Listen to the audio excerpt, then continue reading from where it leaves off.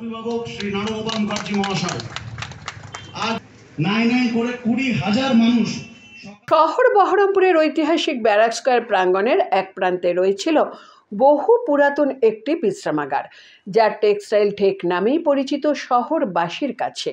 কিন্তু প্রাকৃতিক বিপর্যয়ের কারণে ক্ষতিগ্রস্ত হয়ে ভগ্নপ্রায় অবস্থা ছিল ওই বিশ্রামাগারটি।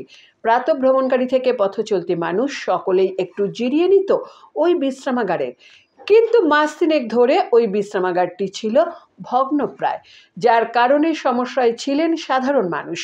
বহরমপুর পৌরসভার পুরপিতা নারুগোপাল মুখার্জির উদ্যোগে ওই বিশ্রামাগার পেল নতুন রূপ। নবনির্মিত এই বিশ্রামাগারের নাম চৌতারা। এদিন এই বিশ্রামাগারের আনুষ্ঠানিকভাবে উদ্বোধন করলেন পৌরপিতা নারুগোপাল মুখার্জি। এলাকার প্রবীণ নাগরিকরা ধন্যবাদ জ্ঞাপন করেছেন পুরপিতাকে। আমাদের এই আস্তানা ছিল, কিন্তু প্রাকৃতিক দুর্যোগে আস্তানাটা ভেঙে যাওয়ার পরে এখানে চেয়ারম্যান সাহেব এই কিছুদিন আগে বোধহয় মাস দুয়েক আগে ভেঙেছিল। তারপরে চেয়ারম্যান সাহেব যেভাবে দ্রুততার সঙ্গে এখানকার যে প্রাকৃতিক বিপর্যয়ের যে ব্যাপারগুলো সামলেছেন এবং তারপরে যে দ্রুততার সাথে আমাদের এটা পুনর্নির্মাণ করেছেন, এই এলাকার পুরপ্রধান আমাদের শ্রী নারুগোপাল মুখার্জিকে আমরা আমাদের তরফ থেকে কৃতজ্ঞতা জানাই। একটা পুরোনো জায়গা, অনেক স্মৃতি জড়িয়ে আছে, আমারও প্রচুর স্মৃতি জড়িয়ে আছে ব্যারাক স্কয়ারের মধ্যে দিয়ে। আমিও ব্যারাক স্কয়ারে আমার একবারে খুব 92-93 থেকে আমার ব্যারাক স্কয়ারে আমার আড্ডা মারা, ওইখানটায় পোস্ট অফিসের কাছে আড্ডা মারতাম।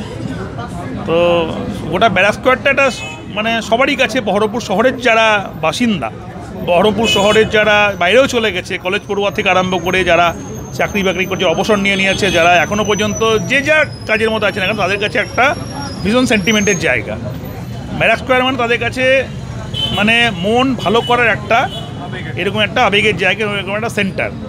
তো সেই জায়গা থেকে নতুন করে যেভাবে ডিসমেন্টাল হয়ে গেছিলো, যেভাবে ভেঙে গেছিলো, এই ভেঙে যাওয়া, এই ডিসমেন্টাল হয়ে যাওয়া, এই জায়গাটাকে একটা উদ্যোগ দেখানো দরকার ছিল। Bureau report, ITV network.